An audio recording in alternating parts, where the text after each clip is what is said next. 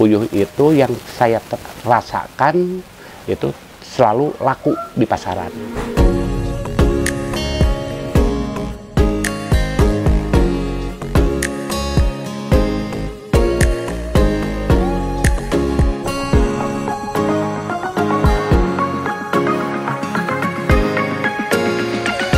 Tantangannya anak libur.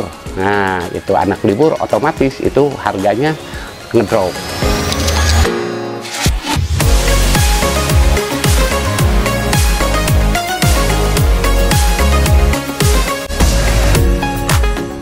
Jadi awal mulanya waktu sudah berlalu sampai mulai di 7 tahun ke belakang. Mencoba-coba dulu, hanya mencoba ngetes, hanya punya itu 500 ekor. Ternyata dari bulan ke bulan, tahun ke tahun banyak orang tertarik. Cara pemeliharaannya ya alhamdulillah sekarang punya beberapa akses, beberapa tempat peternak-peternak, maka dibentuklah satu komunitas yang dinamakan KPG. Yang dinamakan itu adalah artinya Komunitas Puyuh Galunggung. Nah, itu selama 7 tahun berkiprah di puyuh. Dari awal mulanya itu bibitnya itu tidak menggunakan puyuh lokal, tetapi dari Solo. Tentang masalah puyuh, dikarenakan kalau dibandingkan dengan ayam itu kebanyakan itu mitra.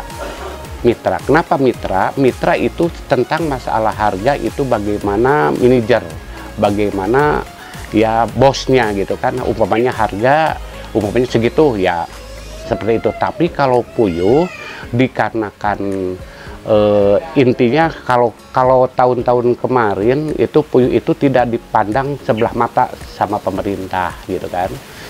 Setelah sekarang ada komunitas puyuh Galunggung, pemerintah melihatnya atau ada satu harapan. Jadi puyuh itu memang giginya atau produksinya itu bisa bisa ada lebih lah gitu, ada lebihnya gitu, tidak seperti kayak telur ayam gitu. Makanya kebutuhan telur puyuh saya rata-rata itu per satu minggu itu hampir 8 kintal sampai 10 sampai 1 ton itu dibawa ke luar kota gitu. Itu jadi dalam artian puyuh itu yang saya rasakan itu selalu laku di pasaran, terutama buat anak-anak, apalagi ke pabrik-pabrik juga seperti catering, terus juga makanan seperti cilok, cilor dan sebagainya itu jadi kebanyakan banyak keluar. Hanya tantangannya untuk di puyuh itu yang udah terasa, yang pertama itu tantangannya anak libur. Nah, itu anak libur otomatis itu harganya ngedrop.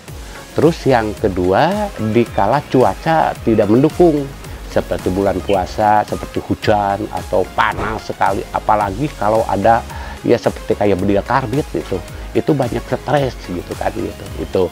Terus untuk penentuan harga kita menginduk ke nasional, yaitu ke link Blitar. Harga Blitar sore umpamanya sampai kemarin yang paling tinggi sampai harga di angka 34, 35. Nah, sekarang harga linknya itu di bawah atau di standar di angka 27. Untuk pengelolaan dikarenakan biasanya gini, kalau di bawah 3.000 dikarenakan memang gimana ya, sendiri saja lah gitu, sendiri saja dikarenakan kalau 3.000 ini nggak usah pakai orang pekerja lah gitu, nggak, hanya sendiri. Tetap kecuali yang satu lagi itu ada pembesaran di sana, itu pakai orang yang bisa membantu untuk dari DOP sampai umur 28 hari. Jadi pakai pekerja juga gitu. Juga untuk membuang kotoran tidak bisa sendiri, harus pakai orang ketiga atau orang pekerja gitu. Jadi di membuangnya kotoran itu rata-rata seharusnya 3 hari sekali atau keempatnya. Kalau ini dikarenakan udah agak lama jadi kering, bisa 1 minggu sekali.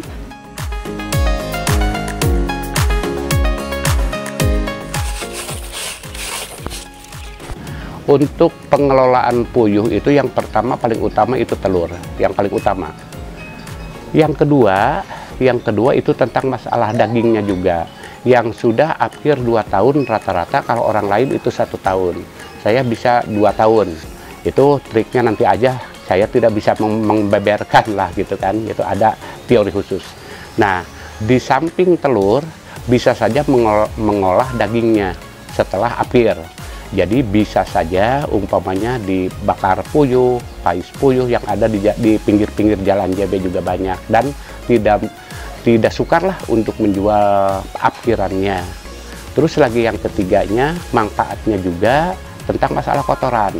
Kotoran itu rata-rata umpamanya menghasilkan ada 3 karung, itu karung kecil, itu dijual seharga 15.000 per karung.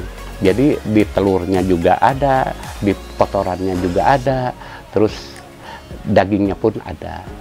Terus bisa saja orang yang kreatif dari menjual telur itu tidak hanya tawarnya, tapi bisa pakai asinan juga. Atau umpamanya telur itu direndam, pakai air garam, terus pakai bawang juga diiris, itu nanti setelah beberapa hari itu rasanya makin enak lah, makin sip. Itu asal kreatif lah.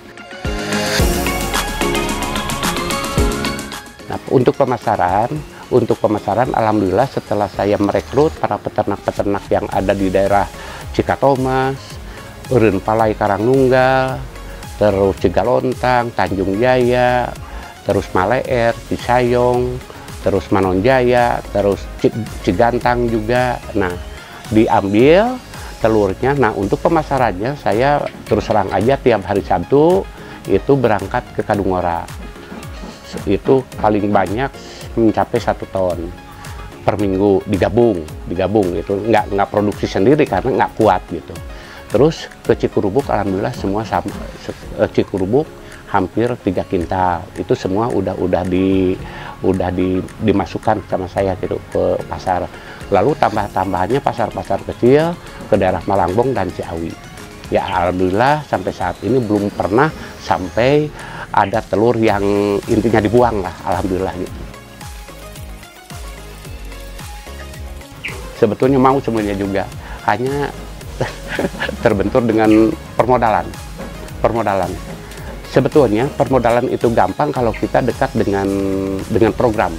Seperti kemarin di Manonjaya ada namanya Pak Asep, dia mendapat bantuan dari Departemen Peternakan, dia mendapatkan 2.000 ekor, hanya bukan berbentuk uang tapi berbentuk puyuh yang ada di sini. Jadi saya di sini ada pengadaan menjual DOP-nya ada, terus puletnya ada. Pulet itu pulet siap telur, namanya PST. Jadi puyuh siap telur. Ada DOP-nya juga ada pakatnya disiapin di sini. Jadi tanggapan untuk masyarakat yang dekat di sini, dia pengen semuanya juga mau, hanya harus kuat modal gitu kan. Dalam artian begini, contoh, seandainya kalau telur itu umpamanya daya serapnya kurang, ada kemungkinan kan telur itu tersimpan. Terus sedangkan pakan itu harus ada, harus siap. Nah itu jadi double gitu kan, double modal gitu kan.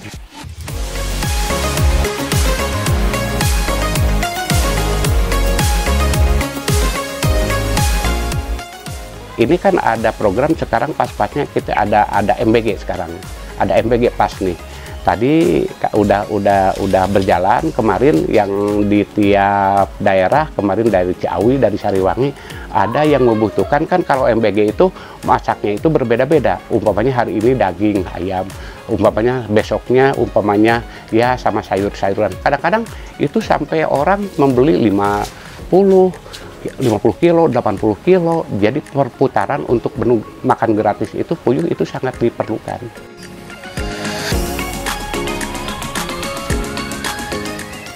Ya mudah-mudahan pemerintah pedulilah, seandainya walaupun umpamanya ada program UMKM ya. UMKM saya dengar ada ke ikan, ada ke ternak seperti kayak domba. Saya dengar gitu kan, saya dengar uang nggak ada, hibahnya itu nggak ada. Nah saya mohon ke pemerintah gitu, dikarenakan ini ada satu ikatan, ada satu komunitas, ada perhatian lah kepada masyarakat, mudah-mudahan yang mau dan menambah populasi ya ada satu dorongan. Seperti kemarin-kemarin ada program Yes gitu kan, gitu itu dari pemerintah pusat, alhamdulillah ada. Hanya orang itu ketakutannya yang pertama Yang pertama, saya memang memang terpaksa lah di sini gitu kan. Di sini karena tempat itu memang harus agak jauh dekat dengan rumah tetangga. Tapi alhamdulillah kembali deh kepada kita yang mengurusnya gitu. Ya alhamdulillah, mudah-mudahanlah pemerintah peduli, dan kepada masyarakat juga yang mau, saya bolehlah bisa untuk memberikan satu asumsi kepada mereka yang punya modal.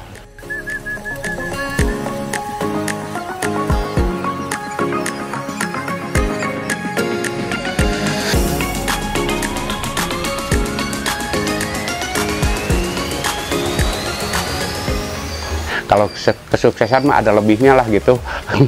Ada lebihnya, walaupun nggak besar tetapi bisa untuk keluarga gitu kan. Jadi walaupun saya udah pensiun, udah 4 tahun biasanya ngambil dari gaji, nah sekarang saya punya anak sekolah, terus kebutuhan keluarga juga, sekarang kehidupan juga lebih tinggi, ya alhamdulillah dari hasil puyuh saya terus terang aja ada lah gitu.